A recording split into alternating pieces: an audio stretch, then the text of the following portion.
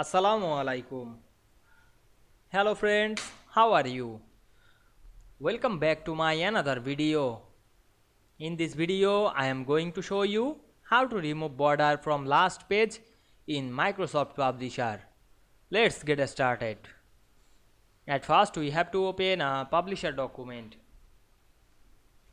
And we can see here some page with page border. Now we want to remove the border from the last page only. Go to the last page, then click the border and press delete on our keyboard. Then go to the another page and go back the last page. We can see only remove page border, only last page very easily.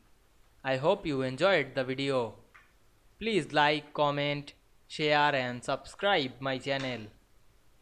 Thanks for watching.